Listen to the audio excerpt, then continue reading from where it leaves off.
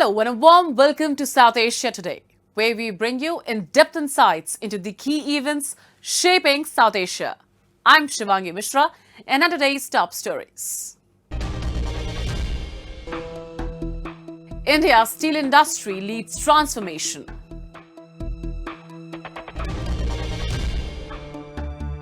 Nepal's midday meal keeps children in school.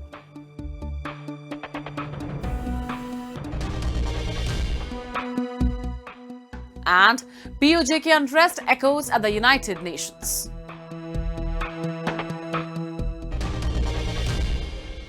Let's begin the show. From bridges and metro networks to soaring skylines, steel is powering India's infrastructure transformation. As the world's second largest steel producer, India is expanding domestic production, boosting exports, and driving innovation.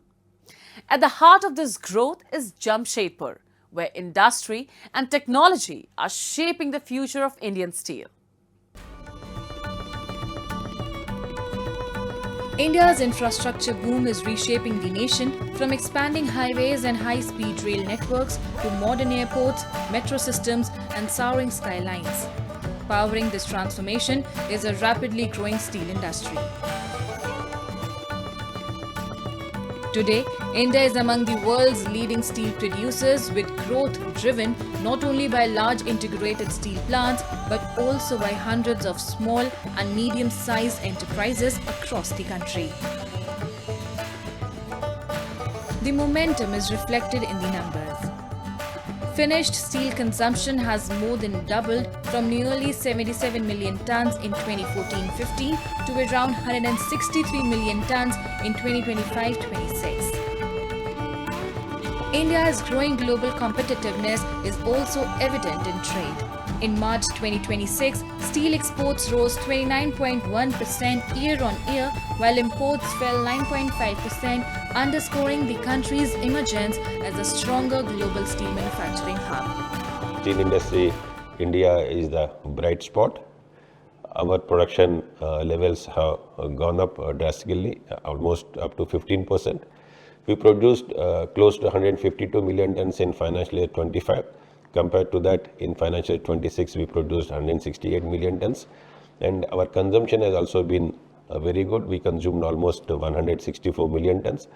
This is possible because of the positive outlook by the government of India, followed by the states. At the heart of India's steel industry is Jamshedpur, the country's iconic steel city. Home to Tata Steel and nearly 1,200 large and small enterprises, the city has evolved into a thriving industrial ecosystem. Here, steel is transformed into precision-engineered components that power industries ranging from mining and cement to infrastructure and manufacturing. Conveyor systems and other critical industrial equipment produced in Jamshedpur play a vital role in keeping India's factories and heavy industries moving. जो हम लोग product बनाते हैं वो product बनाते हैं hybrid idler, चाहे वो स्टील इंडस्ट्री है, चाहे वो माइनिंग है, चाहे सीमेंट इंडस्ट्री है या फिर इंफ्रास्ट्रक्चर के अदर इंडस्ट्री हैं. इसमें क्या है, टन्स ऑफ द मटेरियल जो मिनरल्स हैं वो एक जगह से दूसरी जगह ले जाया जाता है, ट्रांसपोर्ट किया जाता है. तो ट्रांसपोर्टेशन के बहुत से हैं, रेलवे एंड ऑल उसकी नहीं, लेकिन विद इन द फैक्ट्री ये मैक्सिमम जो ट्रांसफ़र होता है एक जगह से दूसरी जगह ले जाना, वो होता है कन्वेयर बेल्ट के through. India's steel industry is undergoing a technology-driven transformation. In Jamshedpur, startups are developing advanced robotic systems that are making steel plants smarter, safer, and more efficient. From handling heavy materials to operating in hazardous environments, these innovations are boosting productivity while enhancing workplace safely. Typically इस तरह की industry steel and iron, oil and gas, energy और defence sector में होती है, जहाँ पे infrastructure बहुत लार्ज है और ऑटोनॉमी हमें अनस्ट्रक्चर्ड इन्वायरमेंट में देनी होती है. रोबोट को एक अनस्ट्रक्चर्ड एरिया में काम करना होता है with it own intelligence.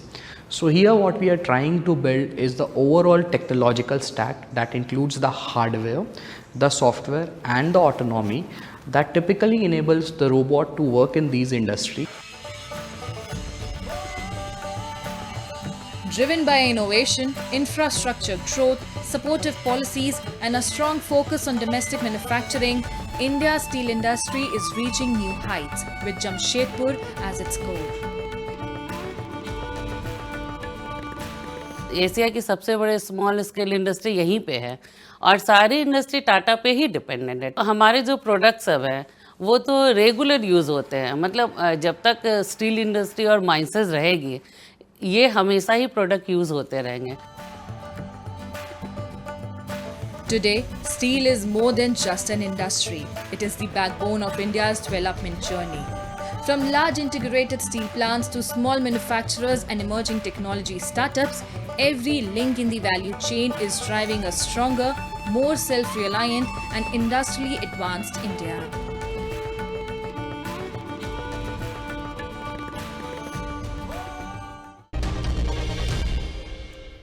A nutritious meal can do much more than satisfy hunger. It can change a child's future. In Nepal, the government's midday meal program is helping improve school attendance, support children's health, and encourage learning, particularly in remote and economically weaker communities. Backed by sustained government funding and policy support, the initiative is emerging as an important investment in the country's future. Here's a report on how this simple intervention is making a meaningful difference in classrooms across Nepal. As the bell rings for the tiffin break, students quickly line up carrying lunchboxes, plates, or whatever they can find to collect their meal. For many, this daily lunch break is more than just a chance to eat. It is one of the biggest reasons they come to school every day. Among them is Shishir Paracha, a 5th grade student at Sri Bal Jeevan Jyoti Secondary School in Makwanpur, a region home to the marginalized Shepang community. किनकि स्कुलमा खाजा दिन्छ त्यही भएर घरको पैसा नि बच्छ। The midday meal program, locally known as Diva Khaja Karikram, is one of Nepal's flagship social welfare initiatives aimed at improving education, nutrition, and poverty reduction by providing free meals to children in community schools. At Sri Bal Jeevan Jyoti Secondary School, around 130 students receive one nutritious meal every school day. The menu rotates through 5 different options each week, while a non-vegetarian meal is served once every month. Meals are prepared in a modest makeshift kitchen beneath a staircase and are inspected daily by the school nurse to ensure quality and hygiene. Schools are also encouraged to include eggs, milk, pulses, and seasonal vegetables to improve the nutritional value of the meals. The government currently allocates $0.13 USD per student per day for the program, with higher funding provided to schools in Nepal's remote and far western districts. यो खाजाको कारणले गर्दाखेरि विद्यार्थीहरू चाहिँ अत्यन्तै उत्साहित हुने उनीहरूलाई चाहिँ विशेष गरी चाहिँ यो दिवा खाजाले उपस्थितिलाई पनि एकदमै निरन्तरता दिइरहेको छ विद्यालयमा विद्यार्थीहरू नियमित हुने र अर्को कुरा के छ त भन्दा हाम्रो यो एरिया भनेको चाहिँ कस्तो छ भने यहाँ पढ्ने बालबालिकाहरू चाहिँ विशेष गरी एकदमै निम्न स्तरको चाहिँ आय स्तर भएका चाहिँ जुन अभिभावकका छोराछोरीहरू पढ्ने भएको हुनाले यहाँ विशेष त चेपाङ कम्युनिटीका बालबच्चाहरू पनि यो विद्यालयमा आउँछन् र चेपाङ कम्युनिटीका चाहिँ बालबालिकाहरू पनि यो विद्यालयमा आउने भएको हुनाले उनीहरूको पारिवारिक अवस्था पनि एकदमै कमजोर छ। घरमा उनीहरूले भने जसरी खानपान गर्न पनि उनीहरूलाई अप्ठ्यारो छ र तसर्थ उनीहरू यस्ता खाले बालबालिकाको निम्ति हामीले चाहिँ यो दिवा खाजा चाहिँ खुवाउँछौँ र यो दिवा खाजा The government of Nepal made the midday meal program mandatory in all basic level community schools by creating a dedicated budget line in 2020 to 21 financial year, expanding it from a targeted scheme to a nationwide program. Under the School Education Sector Plan, that is 2022 to 2032, the government aims to extend coverage to class 8th and benefit around 5.3 million students by 2032.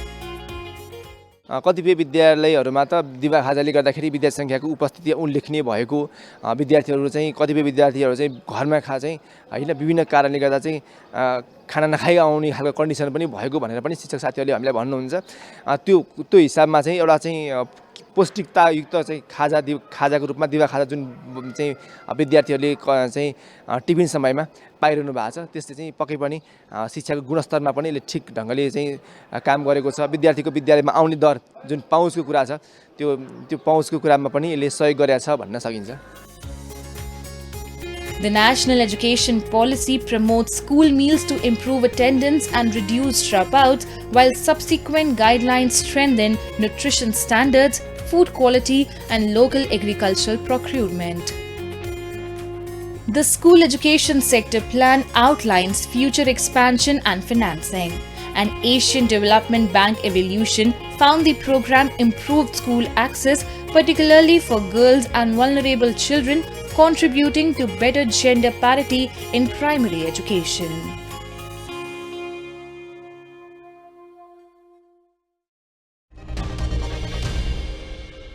Now we take a look at some happenings in Asia in a segment called Asia Watch.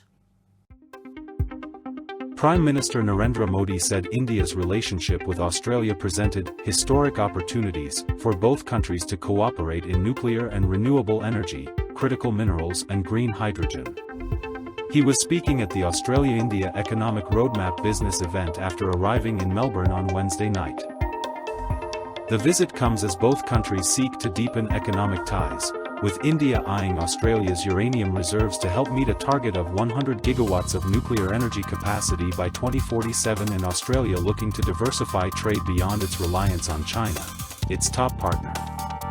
Australia's largest pension fund, Australian Super, said on Thursday it would invest a further $500 million $347 million, in India's National Investment and Infrastructure Fund. The Australian Financial Review newspaper reported on Wednesday that an agreement on uranium exports to India could be finalized. Though both nations agreed to a nuclear cooperation pact in 2014, uranium exports have been limited over concerns about ensuring nuclear fuel is used solely for peaceful purposes, such as energy generation.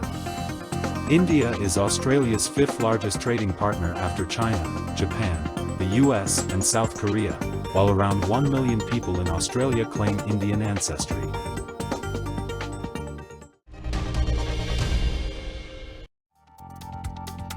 In the Taiwanese fishing port of Ilan, dozens of boats were packed into the harbor as Super Typhoon Bobby churned in the region, with winds near 200 kilometers per hour, 124 miles per hour.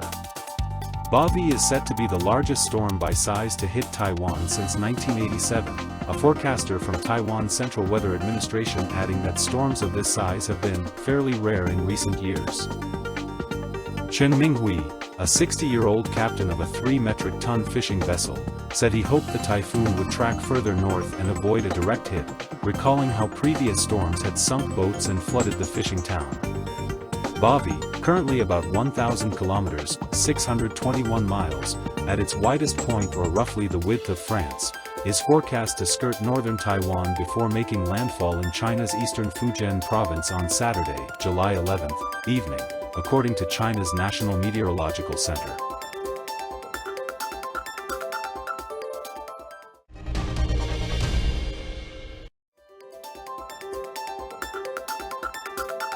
A Swiss humanoid robot capable of displaying the faces of world leaders and business executives was on display at the AI for Good Global Summit in Geneva recently as developers showcased how artificial intelligence could make human-machine interactions more natural. Unlike many humanoid robots with fixed, expressionless features, Robert uses a screen to display different identities and emotions, allowing it to smile, react, and communicate non-verbally with users. Robert was presented to visitors attending the United Nations-backed AI for Good Summit, where attendees stopped to take photographs and interact with the machine. The robot's digital face can be changed instantly, enabling it to mimic different people while clearly remaining a robot. The project features tables and other household items mounted on mobile robotic platforms that can move autonomously around a room. Users can rearrange layouts through a tablet interface or request furniture to clear a path through cluttered spaces. As unrest continues in Pakistan-occupied Jammu and Kashmir, anger is mounting over the crackdown on peaceful protesters on June 7th, in which several people were killed and many others injured. The issue has now resonated beyond the region, with members of the Kashmiri diaspora raising concerns at the United Nations and accusing the Pakistani government and military of serious human rights violations. We have this report. Rawalakot and several other cities across Pakistan-occupied Jammu and Kashmir continue to witness unrest as protests persist over the June 7 crackdown, in which several demonstrators were killed and many others injured. The protests, driven by demands for greater political representation, local rights and governance reforms, have now drawn international attention. On the sidelines of the 62nd UN Human Rights Session in Geneva, members of the Kashmiri diaspora organized a conference highlighting the situation in POJK. Speakers alleged that political activists and local residents have faced arrests, restrictions and intimidation for raising concerns over governance, economic hardships and civil rights. Describing the situation in Rawalakot and other parts of the region as deeply alarming, they called on the international community to take greater note of the plight of the people.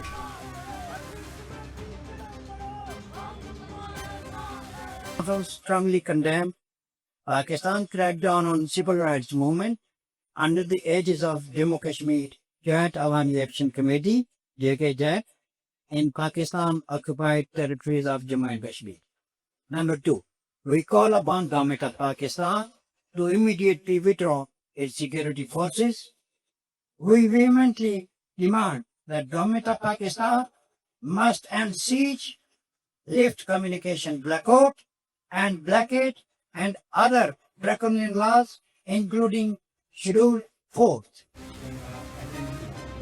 The conference also highlighted what speakers described as a systematic crackdown on dissent in POJK. They alleged that political activists and civil rights advocates have faced arrests, restrictions and the use of force, with peaceful calls for rights and accountability being met with intimidation and repression.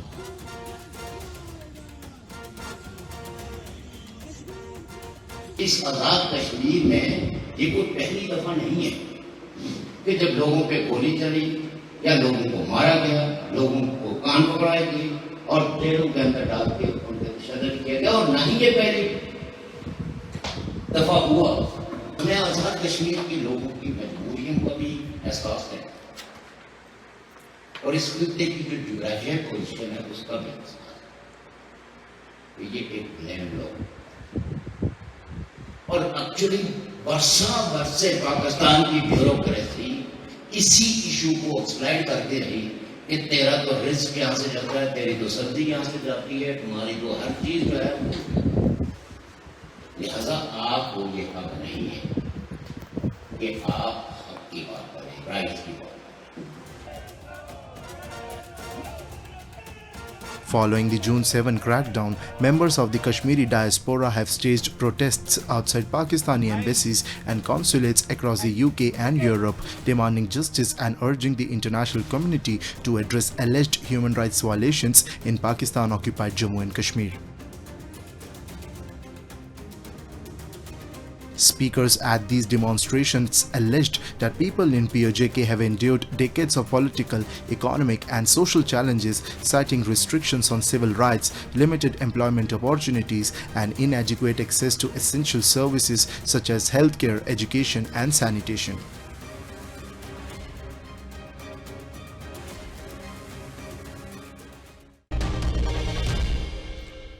We now take you to Ladakh, where a massive infrastructure push is reshaping the region.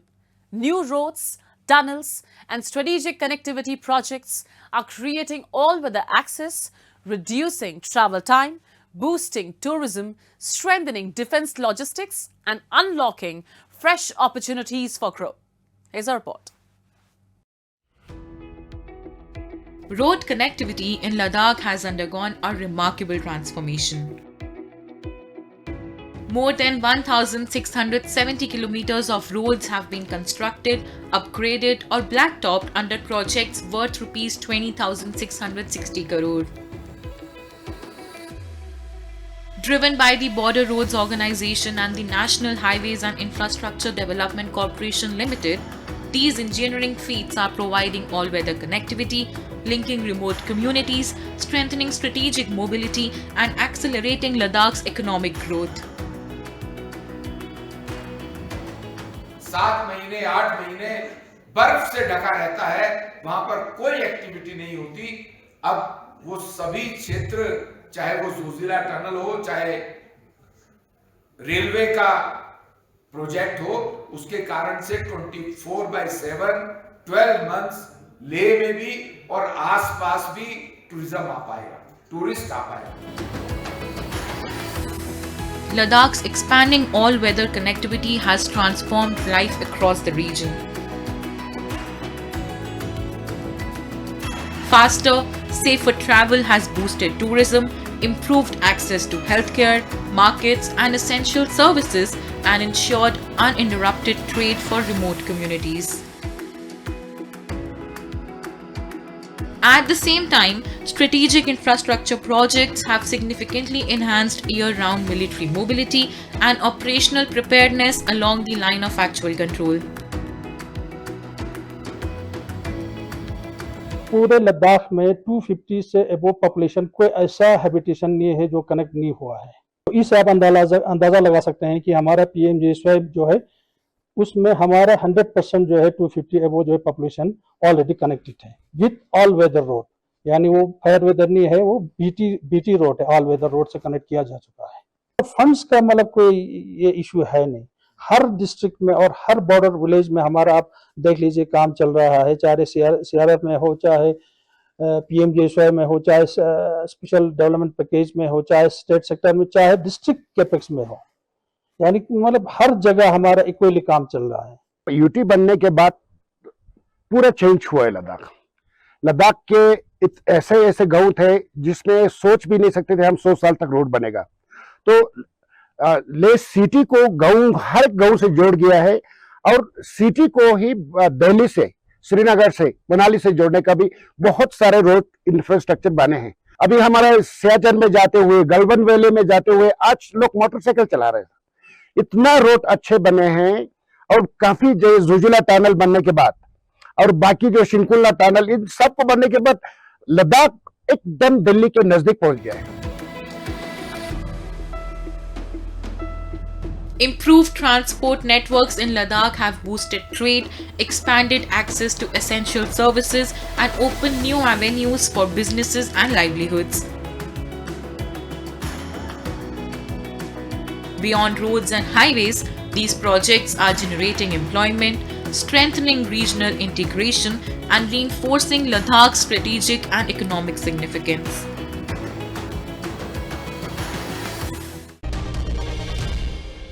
As we wrap up today's episode of South Asia Today, we thank you for joining us. We'll return next week at the same time with more insights and updates. This is Shivangi Mishra signing off on behalf of our entire team. Until then, stay safe and goodbye.